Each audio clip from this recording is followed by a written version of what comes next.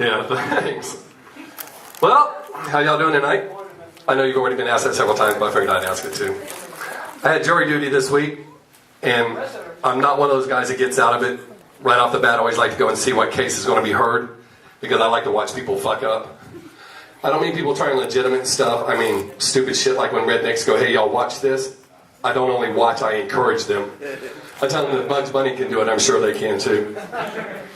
So I go in, and the case is a bestiality case.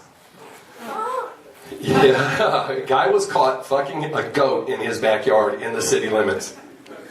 So I get picked. It was totally wrong. I'm sitting there. The lady gets on stage and says, on the stand and says, I'm a good Christian woman.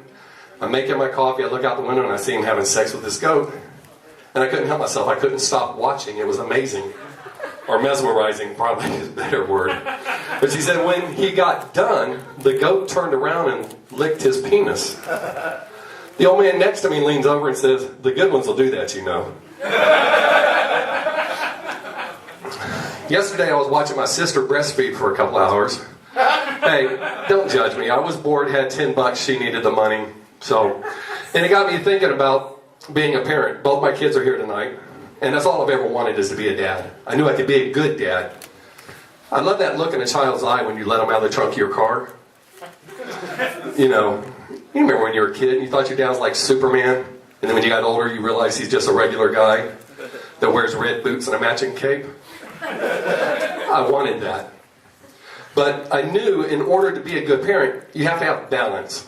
I needed to marry my bipolar opposite, which I did. My wife grew up in the Brady Bunch. I grew up in more of the Osbournes meet the Mansons type family. My dad used to beat the shit out of us. What's considered child abuse now was good parenting back then. He used to always threaten us when we were going down the road. Don't make me pull over. I'll whoop your ass right here alongside the highway. We tested him on the way to Six Flags one time. Right along I-35, he pulled over, started beating our ass. People were driving by, cheering, taking pictures. A guy actually stopped and asked if he could help. But I knew I didn't want to beat my kids, but the ass whipping was very effective because we never fucked up in the car again. So when my wife was pregnant with our daughter, having a baby shower, we have somebody give us a stroller that you had to build yourself. It was still in the box. So when I got it out and started building it, it was a stroller for twins. I was going to take it back, but then I had an idea. We built it, we kept it, and we pushed my daughter around in that stroller until she was old enough to realize that was another seat. And she said, why are there two seats? And I said, well, when you were little, you had a twin. But she used to fuck up in public all the time, so we got rid of her and kept the stroller. It's very effective. She never fucked up in public. One of the greatest things about technology now is that you can surf the internet while you're taking a shit. When I was a kid, you had to read the newspaper, do crosswords. So now I check Facebook and all that stuff. Have you ever got so wrapped up in what you were doing that you forgot to wipe your ass until it was too late? By the time you remember, it's kind of like a scab. You need a Brillo pad and some Ajax to get it cleaned off. Has that ever happened to any of y'all? All right, it didn't ever happen to me either. It's just something I was reading on the internet when I was taking a shit earlier.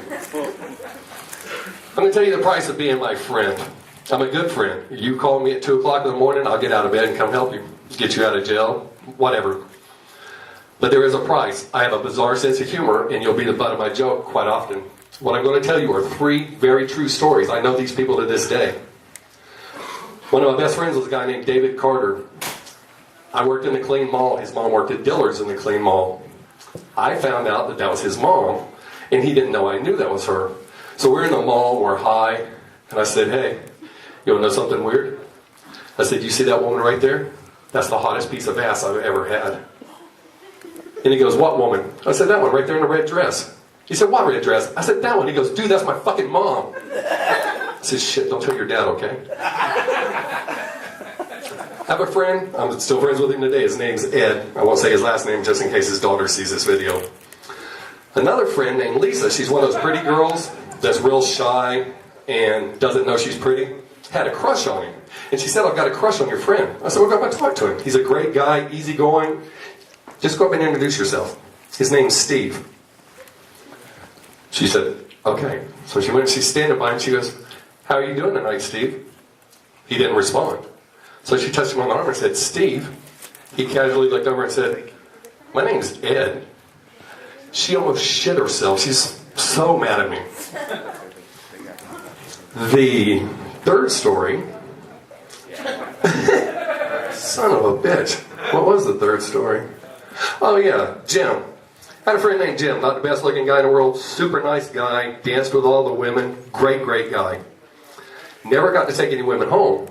One night, he took a fairly hot chick home. Next night he comes in and goes, hey, did you see who I left with last night? I said, yeah, I tried to stop you. He said, stop me, why? I said, you didn't recognize her? And he said, no, I just met her last night. I said, no, think back a couple of years. The three of us used to shoot pool all the time and drink beer. He said, dude, I've never seen her. I said, that's because she used to be a he. And he sat there for a minute and said, I'll be back, and left. My wife said, what are you going to do if he goes and kills her? I said, I didn't think about that part. So a little over 2 hours later, he comes back, gets a beer, sits down beside me and says, dude, I think you're wrong. I said, about what? He said, that chick. I said, I don't know that chick. He got this look on his face like he had just caught me fucking his mom and his sister. And he goes, I ought to kill you. I said, why? He said, I just spent the last 2 hours at her house looking through photo albums to make sure she used to be a guy. Oh, shit. Making sure she had always been a girl. Shit. All right. The reason I'm kind of off today is because today would have been my grandpa's 96th birthday. He was my hero. I was with him the day he died. And I'll never forget the way he looked at me and said, hey, this is why you never point a loaded gun at your head. He was in the war. He had lost his eye. He was real self-conscious about it. Wouldn't go out in public. And after my grandma died, he just sat in his house all alone all the time. So we thought to be nice, we'd get him something to keep him company. So I bought him this parrot for my stoner buddy. Took it to him, and he was all excited and got one tear in his eye. And he said, this is awesome. Polly want a cracker? And the parrot said, fuck you, one eye. He said, did you teach him to say that? I said, no, that's weird. He said, can't you see anything else? And the parrot said, fuck you, one eye. My grandpa got pissed off, got a roll of duct tape taped around his beak, said, now what you got to say, smart ass? The parrot said, and that is my time. I do appreciate y'all sharing your laughter.